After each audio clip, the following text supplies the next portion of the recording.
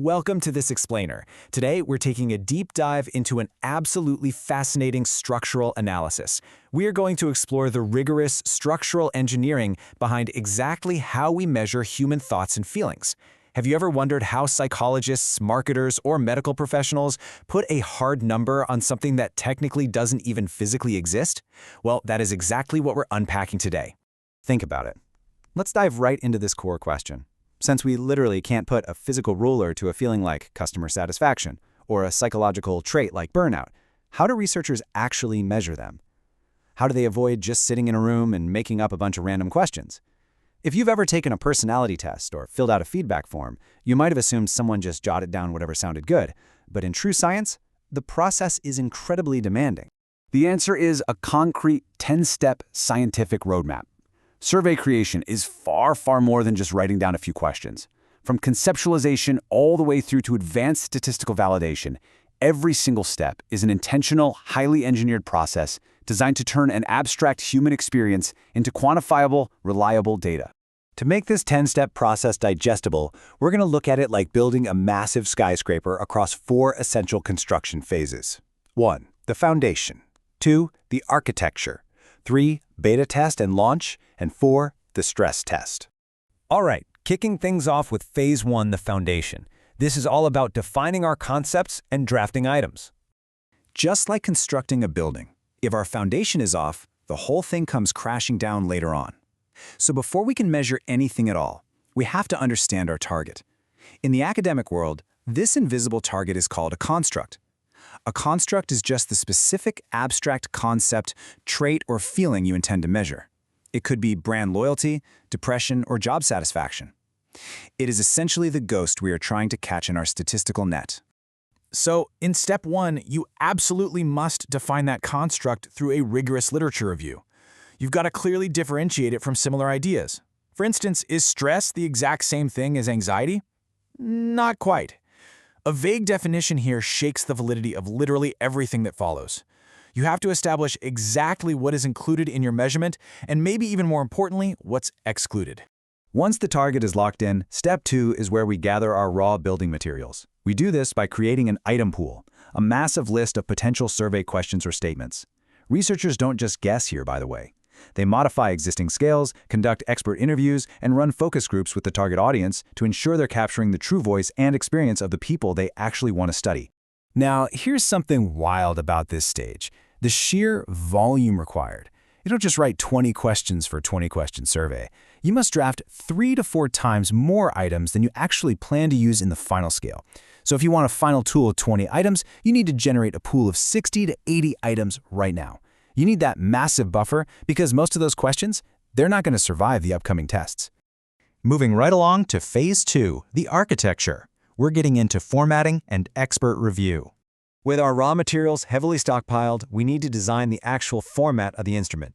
In step 3, we select that format. Will respondents answer on a 5-point Likert scale from strongly disagree to strongly agree, or maybe just a simple yes-no format? This is a delicate balancing act. You have to weigh the cognitive burden on the respondent, meaning if it's too complicated, they'll get tired and give you bad data, against how easy and robust the data will be to analyze later. Then step 4 brings in the building inspectors, the experts. Researchers hand over their massive pool of drafted items to a panel of subject matter experts before pouring any concrete. These experts score each drafted item, usually on a 4-point scale, to calculate what's called a Content Validity Index, or CVI. They're essentially acting as ruthless editors, making sure every single question genuinely represents the core concept and throwing out anything that misses the mark. Which brings us to Phase 3, beta test and launch. Time for pilot testing and main data collection. Blueprint approved? Great. We're finally moving from theory out into the real world with actual human respondents. Step 5 is our beta test or pilot test. Before spending thousands of dollars or months of time, researchers run the survey on a small, highly representative group, usually around 10 to 30 people. The goal here isn't to analyze the answers, but to analyze the experience. They're looking to catch any confusing wording, ambiguous phrasing, or uncomfortable questions before the big launch. Once those kinks are refined and smoothed out, step 6 is the main event, data collection. The survey goes live to the target population, but just throwing it out into the void isn't enough. Securing enough high-quality data is absolutely critical for the mathematical stability of the statistical analyses we are going to run in the final phase. So, how many people do you actually need? Well, the golden rule in scale development is that you generally need 5 to 10 times the number of items in your survey. If your survey has 25 questions, you need an absolute minimum of 125 respondents. But typically, robust studies aim for a minimum baseline of 200 to 300 respondents to ensure true statistical power. Finally, we hit Phase 4, the stress test. It's time for statistical analysis and refining. This is where the magic really happens. We take that massive, messy human data set and run it through advanced statistical gauntlets. This is where we aggressively trim the fat and find out which questions actually work. To understand this phase, we first need to define a critical term, Cronbach's alpha. This is the gold standard metric for internal consistency and reliability. It's a mathematical index ranging from 0 to 1 that tells us how consistently multiple survey items are measuring the exact same underlying concept. If people score highly on question 1, do they also score highly on question 5? Alpha tells us if they do. So, in step 7, we take that alpha metric, pair it with something called item total correlation, and go hunting for weak links. The software analyzes every single item to see how it correlates with the overall score. It allows researchers to flag and permanently remove any survey items that are behaving inconsistently or unpredictably compared to the rest of the pool. And the criteria here are incredibly strict. To pass this stage of the stress test, the survey generally needs an alpha score of at least 0.7 to even be considered acceptable. If it falls into the 0.8 or 0.9 range, that is excellent internal reliability. But anything below 0.6, that means the items are too disconnected and the scale needs serious improvement or complete restructuring.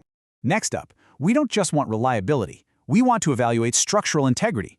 For that, we use a concept called factor loading. This is a numerical value between -1 and +1 that indicates exactly how strongly a specific survey item connects to an underlying structural category or factor. Think of it like finding out which pillars are actually supporting the roof. Which brings us right into step 8, exploratory factor analysis, or EFA. And this step is super cool. EFA visually and statistically groups items into their intended structural categories based on how people actually responded. It basically maps out the hidden dimensions of your survey, showing you if your questions on emotional exhaustion naturally group together, totally separate from your questions on job performance. Using the 4 vital steps of EFA, researchers turn into ruthless editors. They perform the analysis, interpret the structural results, and then they eliminate any item with a factor loading below 0.50. They'll also delete any item that cross-loads, meaning it confusingly connects to multiple categories at the exact same time. By removing all this noise, they finalize a perfect, crystal-clear measurement blueprint. So, what's the grand takeaway from this entire analysis? Well, measuring the invisible requires a rigorous structural blueprint. A simple 1 to 5 survey scale that takes you maybe 3 minutes to fill out actually hides a massive amount of intense mathematical engineering, deep literature reviews, expert panels, and relentless statistical stress testing. I'm going to leave you with this thought. The next time you are asked to fill out a questionnaire, whether it's for customer feedback, a personality assessment, or a medical evaluation, look closely at those questions.